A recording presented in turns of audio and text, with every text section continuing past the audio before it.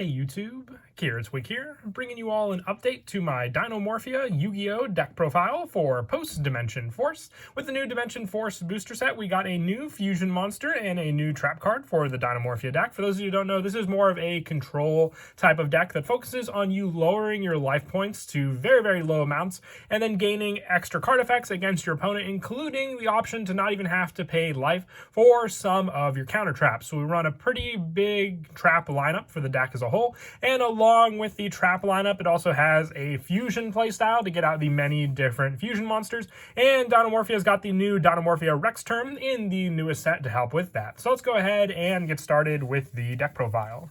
So we'll go ahead and start off with the main deck cards. For the main deck monsters, we are running 3 Dinomorphia Thrisia. If this card is normal or special summon, you can set 1 Dinomorphia trap directly from your deck to your spell and trap card zone. Then if your life points are 2,000 or less, this card gains 500 attack. And if this card is destroyed by battle or card effect, you can banish 1 trap card from your graveyard to special summon 1 level 4 lower Dinomorphia monster from your graveyard except for Thrisia. You can only use each of the following effects of Thrisia once per turn. So this is your setup card. We run a good amount of different Dinomorphia cards, including the very powerful Dinomorphia Domain, and also the new Dinomorphia Frenzy, having all of these options for your fusion summon plays and other additional plays. You definitely want to run 3 Thrisia. Being a dinosaur, she's also searchable with cards like Fossil Dig, so you can access all of those cards quite quickly for the deck as a whole. And like I said, this is a kind of control setup kind of deck, so you will have a big back row of traps and usually 1 or 2 dinosaur monsters on the field all together.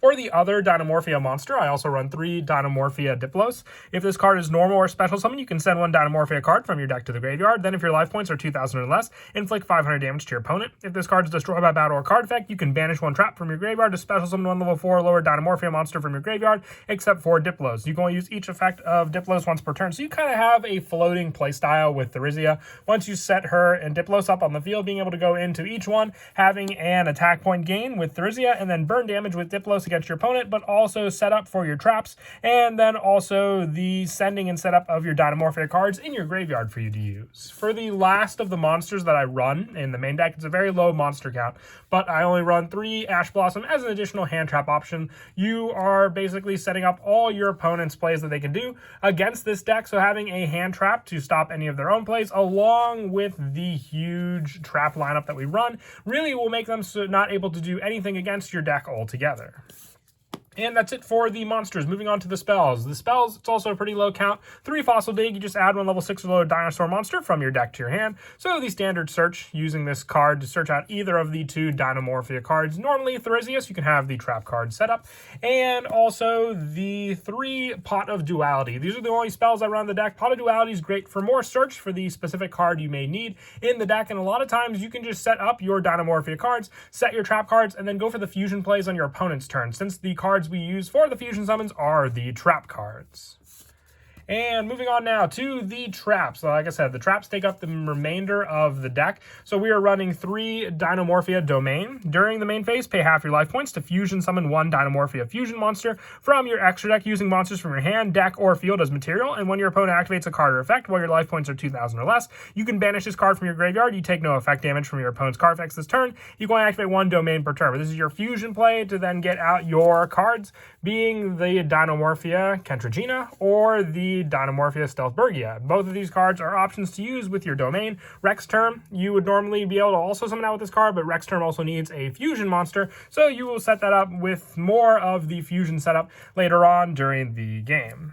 One of those cards that we do use with Rex term is the new trap, which is Dinomorphia Frenzy. We run 3 of this trap. During your opponent's main phase, pay half your life points to fusion summon 1 Dinomorphia monster from your extra deck, using only 1 monster from your deck and 1 monster from your extra deck as fusion material. When your opponent activates a card or effect while your life points are 2,000 or less, you can banish this card from your graveyard to take no effect damage from your opponent's card effects this turn. You can activate 1 Frenzy per turn, but just like the domain, it has the burn damage prevention, but also the option to use a Dinomorphia fusion monster from your extra deck to then get out the Dinomorphia Rex term, one of your more powerhouse monsters, which we'll go over when we get to the extra deck. For some of the lower numbers for the Dinomorphia traps, I also run 2 Dinomorphia Reversion. If you control a Dinomorphia fusion monster, pay half your life points and banish 1 counter trap from your graveyard. This effect becomes that counter trap's effect when this card is activated, and during damage calculation while your life points are 2,000 or less, if you would take battle damage, you can banish this card from your graveyard to take no battle damage from that battle. So the Frenzy Frenzy and the Domain prevent the effect damage, and you can rely on Reversion in the graveyard for more of the battle damage prevention against your opponent. I also run the 2 Dinomorphia Sonic.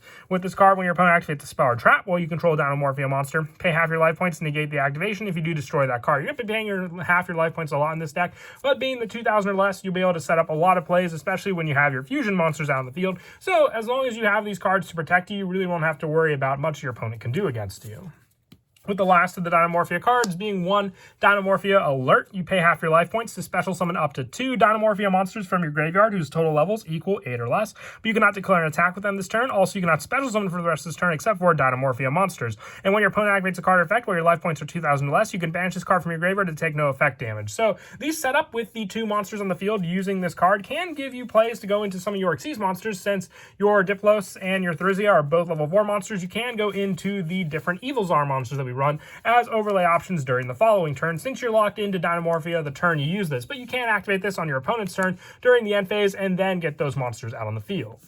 For some other counter traps that I run in the deck, I also run the 3 Solemn Judgment and the 3 Solemn Strike. Being able to copy these cards also with your Dinomorphia Reversion is a big plus there, but also for the fusion monster benefits of not having to use your life when you have these cards on your field is also the added option for your Dinomorphias when they are on the field with your setup. And with it, you really can just shut down any play your opponent may try to do and protect your back row with cards like Solemn Judgment.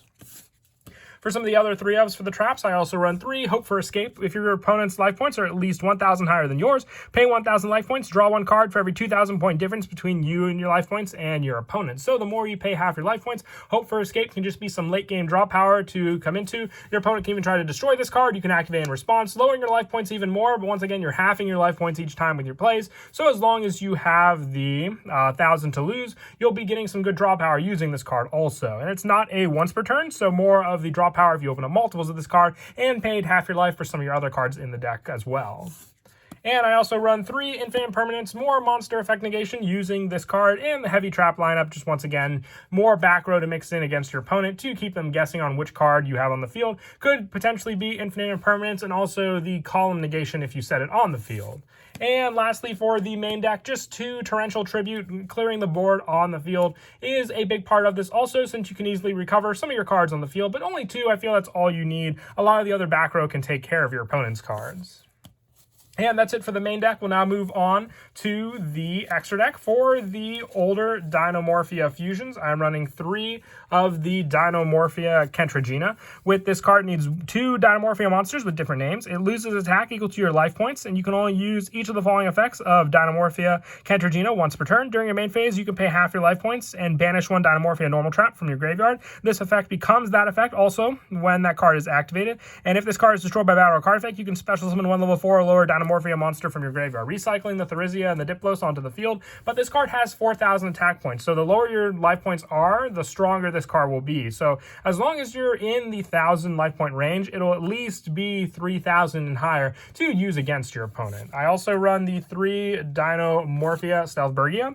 You need 2 Dinomorphia monsters with different names. While your life points are 2,000 or less, you do not pay life points to activate trap cards or Dinomorphia monster effects. You can only use each of the following of Dinomorphia Stealthburgia once per turn. And when your opponent activates a monster effect, quick effect, you can inflict damage to your opponent equal to that monster's original attack, and if this card is destroyed by battle or card effect, you can special summon 1 Dinomorphia monster from your graveyard. So with your Solemn Strike and Solemn Judgment, this card definitely does pop up a lot, because if your life points are too low, you won't even be able to activate the Solemn Strike. So you want to have the Stealthburgia on the field as a more defensive way to stop your opponent's cards while not having to pay any life points for your own trap cards you run in your deck. I also run 2 of the new Dinomorphia Rex term. You need 1 Dinomorphia Fusion monster and 1 Dinomorphia monster.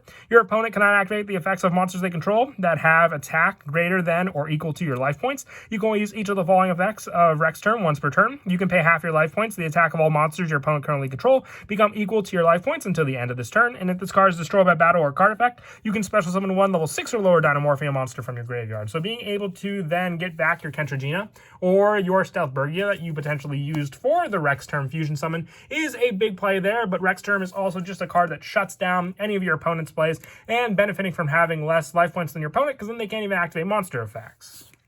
I also run the 2 Evil Zarlagia and the 2 Dolka, just easy targets to make with these cards for the summons, and really the fusion plays are going to be your majority of the plays, but when you can get the 2 level 4 monsters out to go into these cards, it's definitely worth it as another negation against your opponent. And then just for a small Link monster lineup, I was about to say Dinomorphia Phoenix, that's a pretty interesting Link monster. 1 Nightmare Phoenix, 1 Nightmare Unicorn, and 1 Access Code Talker. I don't use them often, but they're available here when you need them.